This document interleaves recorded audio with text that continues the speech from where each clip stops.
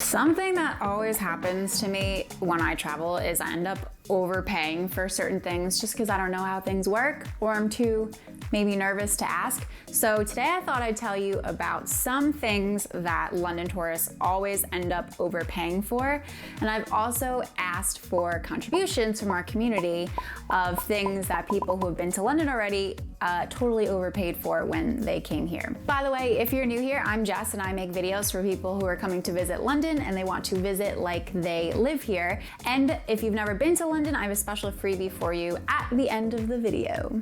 Okay, let's start with the category of attractions. I prefer to experience a place through food or through talking to local people and doing experiences that like the locals would do. In my opinion, I feel like tourists often overpay for tourist attractions in London. But instead of me just going on about that, because obviously it's different for every person, there were some people in our community that submitted attractions that they felt that they overpaid for. ILB80 said Madame Tussauds, that is the creepy wax museum.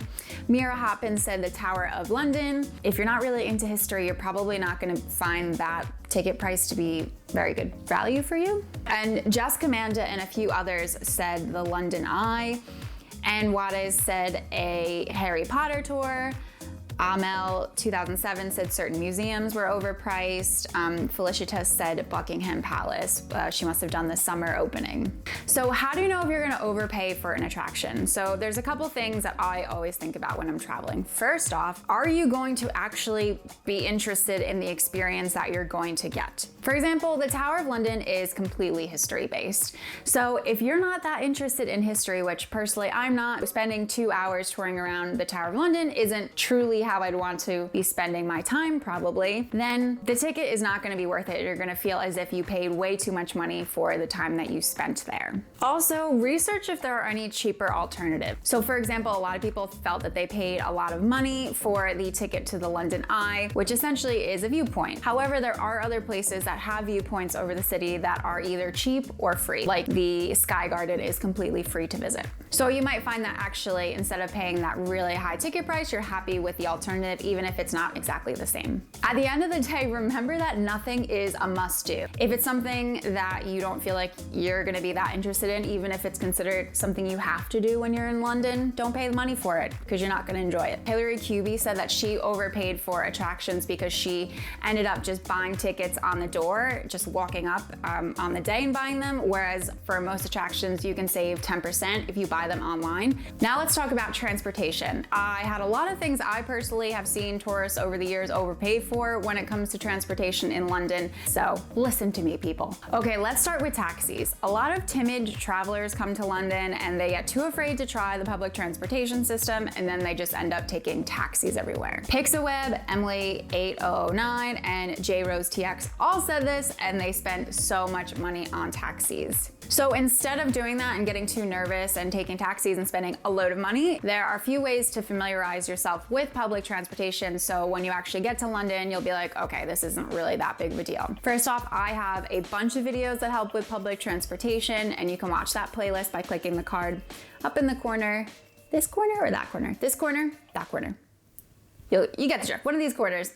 I also have a super comprehensive public transportation, I also have a super comprehensive public transportation course over on Bright Trip that will help, and I have a discount code for that in the description box of this video. And also, just have a little bit of faith in yourself. If you mess things up a couple of times, it's not a big deal. If you're English speaking, then you will be totally fine. The staff are very helpful. You can also just ask people. It's not that big a deal. I mess things up all the time. If you do, it's not that big a deal, I promise. Also, people often overpay for their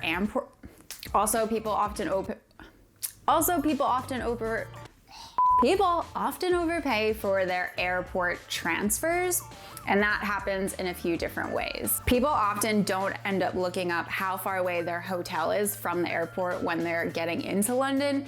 So if you decide you're just gonna hop in a taxi and just tell the taxi driver, oh, this is my hotel, that could end up costing you literally hundreds of pounds. For example, if you're flying into Gatwick Airport, Gatwick is like not anywhere in London. It's so far south of the city that if you do end up taking a taxi, just to get into London is probably gonna be over 100 pounds. And then from there, you still have to get driven to wherever your hotel is. So look up before you go on Google Maps or City Mapper what your public transportation options are. Allison Conscious ended up paying a ton of money and the cab actually took forever because I think she got stuck in traffic. And Jess Commanda knows better now too, and Sue Hitch as well.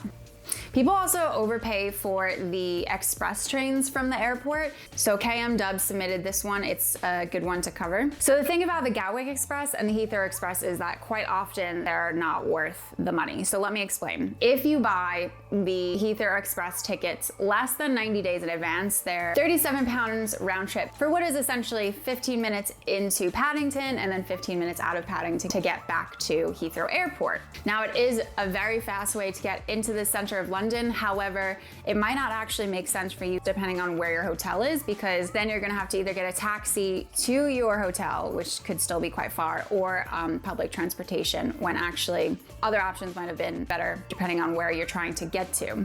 However, it does make sense to get Heathrow Express tickets if you buy them 90 days in advance, because they're only £5.50 one way, and kids will also go free with adults. Now with the Gatwick Express, there's really no reason ever. I don't know why they have it, it's a ripoff. It only gets you into Victoria Station about 5 to 8 minutes faster than if you were to take a regular train, which departs from the same station at Gatwick Airport and arrives into Victoria at the same spot. And it's a lot more expensive, so there's really never any reason for you to take the Gatwick Express. Definitely something that people overpay for. Okay, also, Allison said she wasted money on daily travel cards for public transportation. You should never buy a daily pass for public transportation. They cost so much more than if you just use an Oyster card or a debit card and then you have the daily cap. Like, the cost of the daily travel card is way higher than what the daily cap is. I don't know why they even exist. I even tweeted TFL once being like,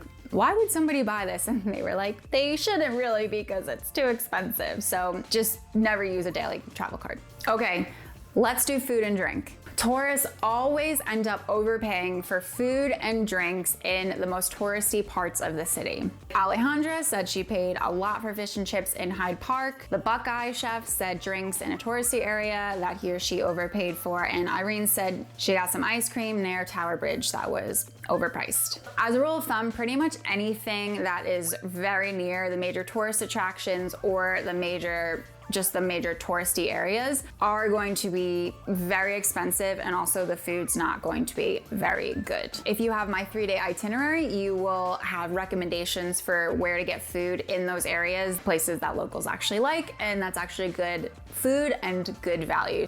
Here's an interesting one. Lucian said, my meal at the Hard Rock Cafe was overpriced. So I visited the Hard Rock Cafe the first time I ever went to London when I was studying abroad. I was studying in Antwerp, Belgium. They took us as a group to the Hard Rock Cafe, so I didn't pay for it myself. I do remember the food being like mediocre, even though like my palate was not very sophisticated when I was 20 years old. But Hard Rock Cafe is like a tourist attraction, like just like Planet Hollywood and all those like weird chain restaurants. And I know the Hard Rock Cafe originated in London, but at the end of the day, it's like kind of the same thing. So you can't expect very much and you're gonna be paying a lot. Also, another thing that tourists and also Londoners, so don't worry, always overpay for like these Instagrammy food and drink cafes and restaurants. Address Samba said the St. Ives Cafe, which has like really pretty decor outside and inside, they felt that the food and the drink wasn't worth it. That's because then these places end up charging a lot for like the experience, because they know people want to just come and take photos and don't actually care about how the food or the drink tastes or eats. So another example of that is Peggy Portion, also Sketch, but there's an Elon Cafe, there's a bunch of places that are like that. Here's an interesting one, afternoon tea. Teresa said this, so did Jay Howell and Jean Gonzalez. So afternoon tea in London, there's a really big range of prices for it. Any place that's under £20 per person, you're gonna get what you're paid for, and it's not gonna be very good at all. Then there's places that are like mid-range, so that's about £20 per person up to about 35, and that is kind of the sweet spot. Some places are good, some places are not. So for example, the Ferndale hotels do a really good quote unquote affordable afternoon tea. The service is usually very good. The food's really nice. The tea's very good. And then there's places that are like high-end luxury that are like 40 pounds per person and up. And that's places like Sketch, the Ritz, Claridge's, the Rosewood Hotel. In terms of those really high-end experiences, sometimes they're worth the money in my opinion, and sometimes they're not. For example, I thought Claridge's was absolutely worth the experience. It was just so beautifully done. You got unlimited amounts of food and obviously drink. The atmosphere was really beautiful. They had this really nice piano playing and it was like elegant and luxurious. Whereas the Ritz, I didn't feel was worth the money because it felt like manufactured luxury. I really don't know how to describe it besides that, but it felt more elegant at Claridge's than it did at the Ritz. And another that I thought was worth it was the Rosewood Hotel. They do this really beautiful art afternoon tea. The pastries are beautifully made, inspired by different pieces of art, and they also do other themed teas throughout the year too. I have not been to Sketch for afternoon tea, but I do not recommend it because Claridge's afternoon tea is one of the most famous in the world and one of the most elegant and luxurious. Sketch charges more per person. However, if you have a food allergy, intolerance, preference, instead of making like, oh, you're vegetarian, we'll just swap out a couple things. Oh, you can't have dairy, we'll swap out a couple things. They just have one blanket tea that covers like every food allergy and intolerance. I honestly really want to try it just to see like if I'm being silly, and actually it's really good. But I'm not gonna spend 65 pounds to eat dirt that they're gonna serve me because I'm vegetarian, and therefore I also get the gluten-free option, the sugar-free option, the vegan option, this and that. Okay, so the category of hotels. No matter how you break it down, London hotels are just expensive in general, so you do have to just accept that. However, I've also noticed that more timid travelers, to try to ensure cleanliness and safety, will often pay a lot of money to stay in the center of London, but also very expensive American chain hotels like Marriott's and Park Lanes. That's totally up to you, but you don't have to break the bank. There are actually so many great boutique hotels and small independently run hotels and Airbnbs that actually are super safe, really clean, and probably much better experiences than like the very cookie cutter and old school chain hotels. So we had a couple people submit their suggestions. Taina said the Hub by Premier Inn is great. That is a budget hotel chain. Rain Gold said that she also chose a good Premier Inn by Earl's Court. It's an area that doesn't really have that much going on, but it is very well connected to the rest of the city. If you need help with figuring out what areas are gonna work for you when it comes to visiting London and booking your accommodation, you should watch my video series about how to find the perfect hotel, clicking by card somewhere up here. People also often overpay for hotels just because they offer breakfast in some way. Complimentary breakfast isn't a huge thing in London, so instead, why don't you take that opportunity to find a really cute cafe, either nearby where you're starting your day, or just by your hotel where you can have a really nice, lovely Londoner breakfast. There are lots of cafe and breakfast spot recommendations along each day's starting point in the 3-day itinerary. If you've never been to London before, then you should get my London 101 guide. It has everything you need for your first trip to London, all the things that you need to know, and you can get that by clicking the card popping up in the corner or the link in the description box of this video. And tell me, in your travels anywhere in the world, what is something that you have definitely overpaid for while you have been traveling and just didn't know any better? Let me know down in the comments. And for more tips for your trip to London, click the box that is popping up right below me.